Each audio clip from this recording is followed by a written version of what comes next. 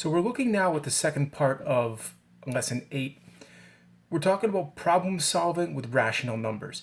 And what most of this is going to be operations with fractions. So we're talking about adding, subtracting, multiplying, and dividing fractions. So a lot of this falls back to those skills we learned in 4th and 5th grade, and it really is an extension of them. We're going to look at this problem solving method that they give us here. So if you're doing any of these support coach lessons, you can look at always this plan that they give you, and it's good guidance to help you rationalize and work your way through the problem. We're going to look at writing down what you need to find, write what you know, and make a plan to compute. I'm not going to go through this full example because we're going to get into the teaching on the next page. So I'm going to run through this page a little bit. So we're practicing that problem solving with rational numbers. We're going to work through this first problem together. You can use counters to solve problems involving multiplication with rational numbers. So already we know we're multiplying. So your brain should already be thinking about we're multiplying fractions, okay? Each counter represents one student. The denominator of 6/8 tells how many equal groups. So that denominator of 8 tells us how many equal groups we're going to have. And if you look over here, 1, 2, 3, 4, 5, 6, 7, 8. 8 equal groups. The numerator of 6 tells you count the number in 6 of these groups. So we're going to count the number in 6 of these groups. And 18 students ride the bus. So that's some information that we have. Well, let's go visit the question. There are 24 students in Miss Williams' class. If 6/8 of the class rides a bus to school, how many students ride the bus? Well, there are 24 students. Let's go back to that strategy we have. What do we need? What do they give us? And let's create a plan to solve. So what do we need? We need 6/8 of the class. What do we have? We have 24 students.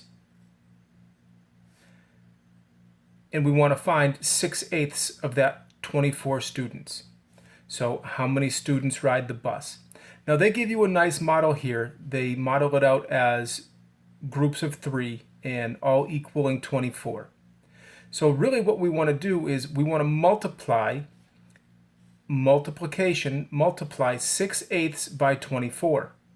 And so they model that for us here. 6/8 of 24 is 18. And if anybody remembers, of always signifies multiplication. So 6/8 times 24. And they simply multiplied 6, the numerator, by 24. And they left the denominator of 8 because what they would have done is they would have multiplied 8 by 1. So 6 by 24 gives you 144. 8 by 1 is going to give you 8. And when you simplify it, you get 18. So we're going to jump right in and we're going to start practicing with some of these real world problems. So we're going to do A together. A punch recipe calls for 3/4 gallon of ice cream. Jasmine wants to cut the recipe in half. How much ice cream does she need? Okay, so what do they give us? They give us 3/4 of a gallon of ice cream, and they give us, we want to cut it in half. So when you see cut something in half, think multiply by, you got it, multiply by 1/2. So they give us 3/4 and they give us 1/2. I'm just going to represent it like that, 1/2. We know we're going to multiply 3/4 by 1/2. Write an expression to represent the problem. Well, let's do that here. We know we're starting with 3/4 gallons of ice cream, and we're going to multiply it by 1/2 because we want 1/2 of those 3/4. Multiply the numerators and denominators. So let's rewrite that down here. So 3/4 over 1/2. Multiply my numerators. 3 times 1 gives me 3, and 4 times 2 gives me, you got it, 8. write the product. So how much is she going to have? Jasmine needs 3/8 gallons of ice cream.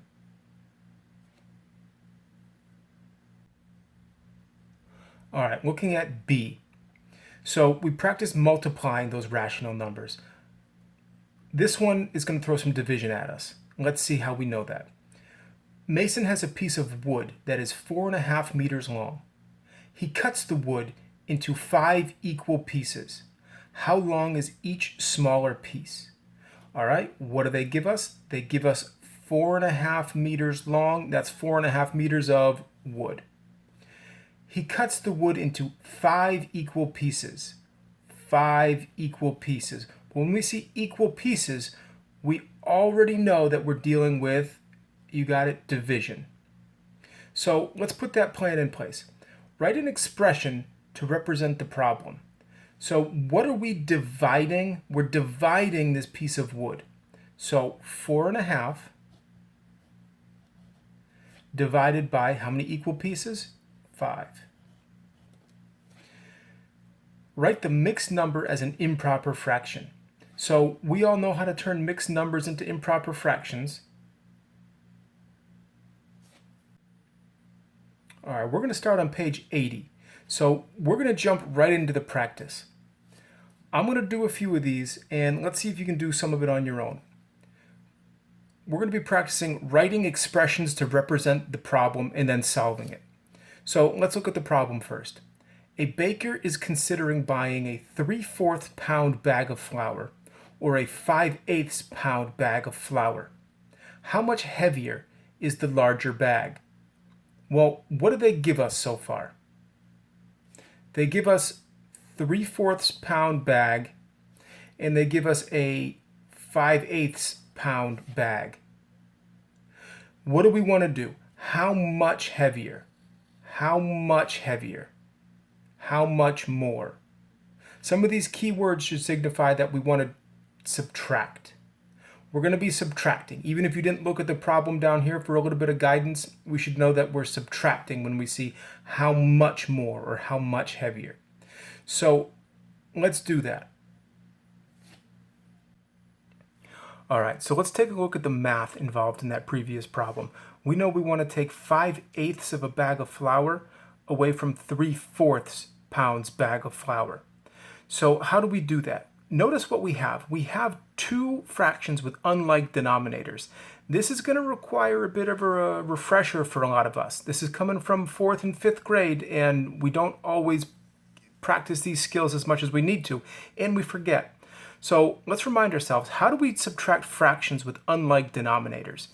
Well, first of all, I want two entirely new fractions, and I'm still going to subtract them. But these two new fractions have to have the same denominator in order to subtract, or add for that matter. But in this case, we're subtracting. So how do we do that? Well, first we want to create a list of common multiples between 4 and 8. And we want to find that least common multiple in order to determine which denominator that we're going to use. So let's set up our lists. 4 and 8.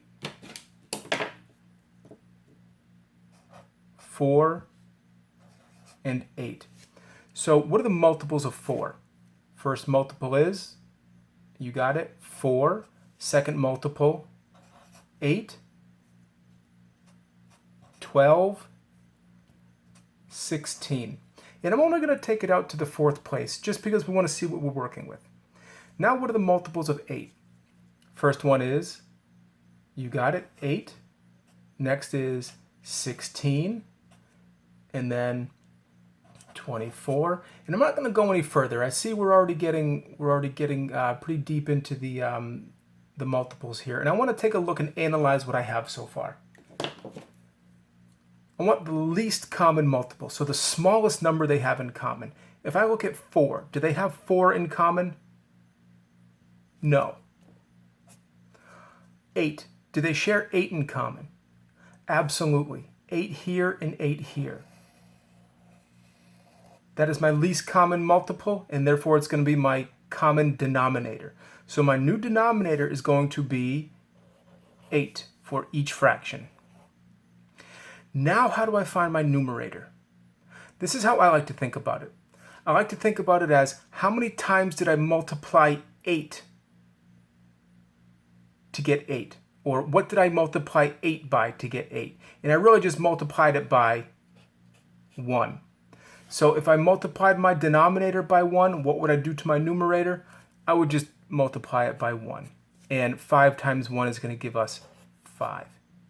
So looking at this one, what did I do to 4 to get 8? What did I multiply 4 by to get 8? I multiplied 4 by 2. You got it.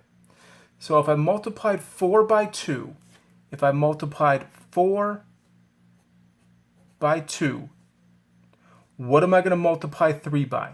Well, whatever I do to my denominator, I have to do to my numerator. I'm going to multiply it by 2. And 3 times 2 gives me, you got it, 6. So I'm left with 6/8 minus 5/8. And I know that since I now have the same denominator, I can just subtract straight across. And 6 minus 5 is 1. And my denominator is going to remain the same. And so I now have 1/8. All right, let's look at number 2. Riley walked 5 3/4 miles on Tuesday, 7/12 miles on Wednesday, and 4 2/3 miles on Thursday. How many miles did she walk in all? Well, let's kind of paraphrase this first. What is happening here? So you have Riley, and she is walking several different days. So Riley's walking on Tuesday, Wednesday, and Thursday.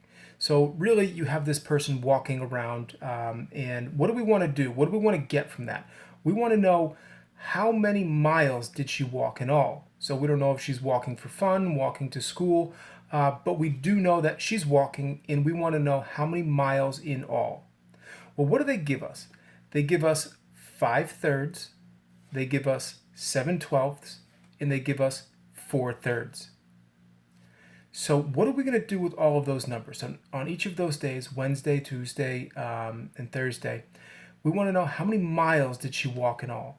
Well, we know at this point in all means we're going to be adding.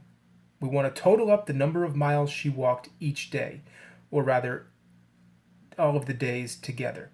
So we know we're going to add several things. And for the actual math, we're going to take it to another video.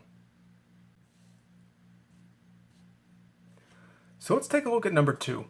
Now we know from the problem that we're going to be adding all of these fractions. So 5 3/4 plus 7/12 plus 4 2/3. But I'm sure you've noticed by now that these fractions do not have like denominators. So what we need to do, you got it, we need to create all new fractions with like denominators. So how are we going to do that? We're going to find that common multiple, that least common multiple between all of these numbers. So I'm going to list them out to the side here. I'm going to list these denominators. And I'm going to do it from least to greatest.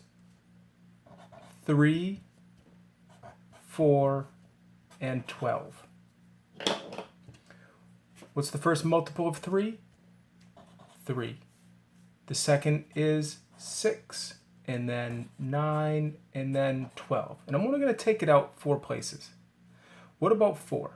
First multiple of 4 is 4. Next is 8, and then 12 and 16. I'm only going to take it out to the 4th place. And 12.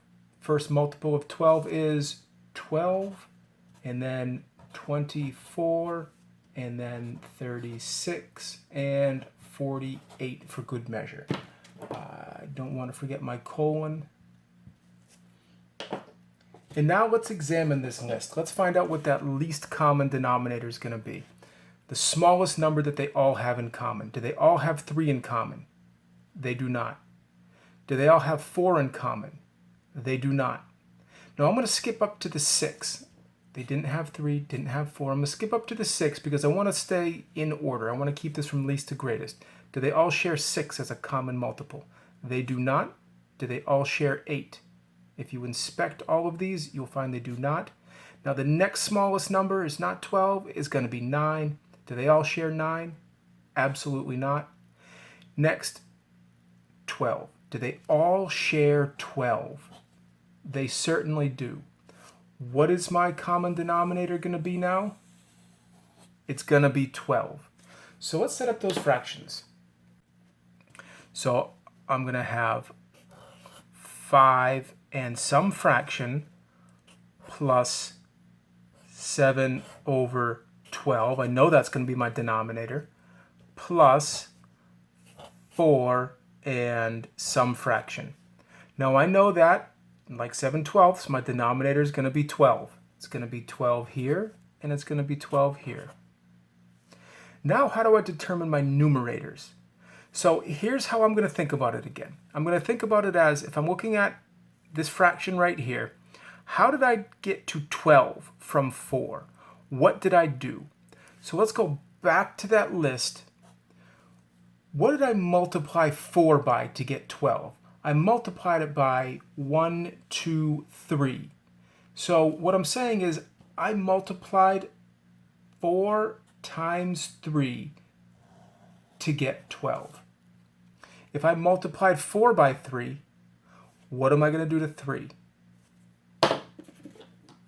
I multiplied 4 by 3. What I do to my denominator, I do to my numerator. Multiply it by 3. 4 times 3 gave me, you got it, 12.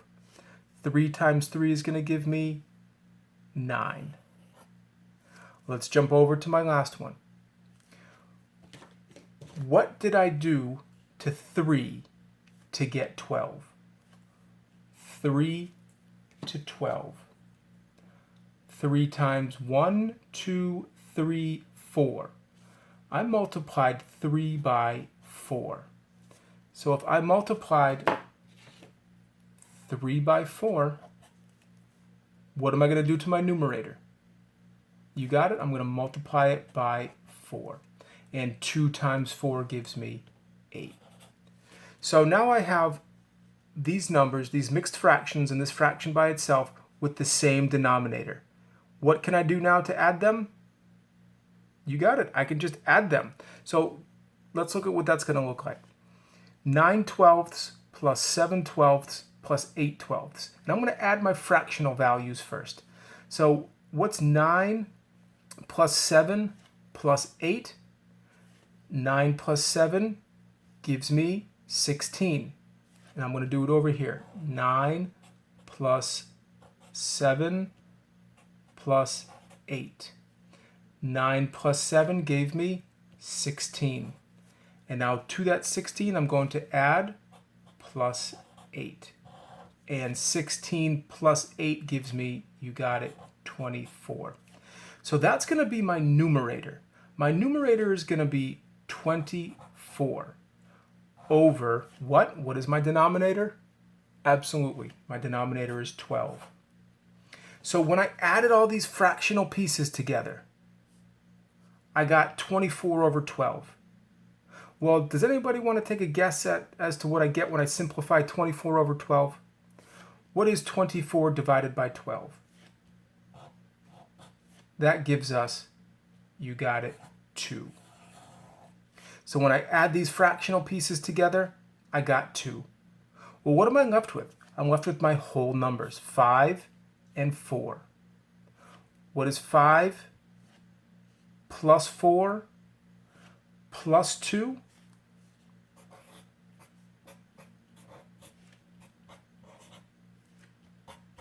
5 plus 4 is 9.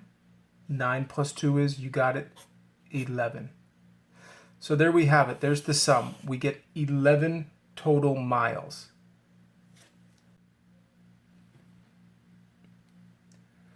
Looking at number 4.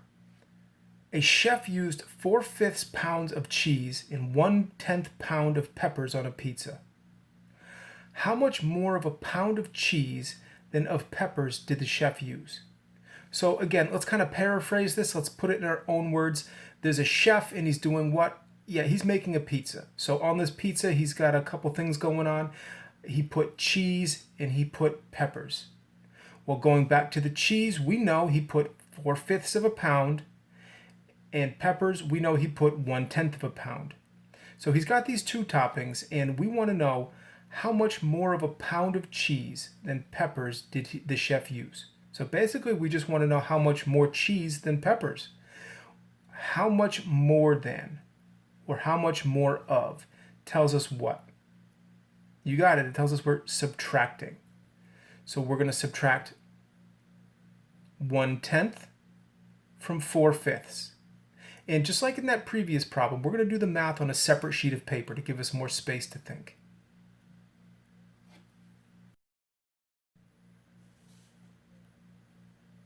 All right, so we're going to take a look at number 4. And we should be getting used to this by now, where we've set up a problem. We know that we're subtracting 1/10 from 4/5. And we notice almost instinctively at this point that we have different denominators. So in order to do this subtraction, much like we did with the addition in one of the previous problems and the subtraction before that, we're going to find that common denominator, or find that least common multiple. What are we going to do first? We're going to make lists of the multiples of each denominator, 5 and 10. 5 and 10. What's the first multiple of 5? 5. Second is 10, 15, and 20. I'm going to take it out to the 4th place again. What are the multiples of 10? Well, the first one is 10. The next one is 20, 30, 40. And you don't always have to take it this far. I'm just doing this for practice and to show you what a good way to make sure that you're not missing anything along the way and not limiting yourself to your multiples. So let's take a look at this. Least common multiple. Let's start at the smallest number, 5. Do each of these sets share 5? Absolutely not. Take it to the next step, 10. Do each of these sets share 10? Certainly. 10 and 10. So what is my common multiple, my least common multiple? It's going to be 10. And that means 10 is going to be the denominator of my new set of fractions. I'm going to have a denominator of 10 in both fractions. So now, how did I get there? So what do I do with my numerator? What did I do to 5 to get 10? Well, let's take a look. I did 5 times 1, 5 times 2. So I multiplied 5 by 2. So if I multiplied 5 by 2, what am I going to do to my numerator? I'm going to multiply it by 2. 5 times 2 gave me 10. 4 times 2 is going to give me 8. You got it. So let's now take a look at this second one. What did I do to 10 to get 10? Well, that's a rather simple question, but let's go back to the set to take a look. 10 times what gives me 10? 10 times 1. All I did was multiply 10 by 1. And instinctively, you knew that already, but that's the process. So if I multiplied 10 by 1, multiplied 10 by 1, what do I do to my numerator? You got it. I multiply it by 1. And 1 times 1 gives me 1. So now we can do our math. We can subtract these fractions straight across because we have common denominators. And 8 minus 1 gives me 7. And my denominator remains the same, 7/10. So most of the rest of this lesson is solving on your own and a little bit of independent practice. But I'm going to leave you here. And just remember that you're going to be multiplying and you're going to be dividing rational numbers in this case being fractions. These are not new skills, but you need to be able to apply them. And so this is going to be a little extra practice. So go for it, try it on your own, and see what you come up with.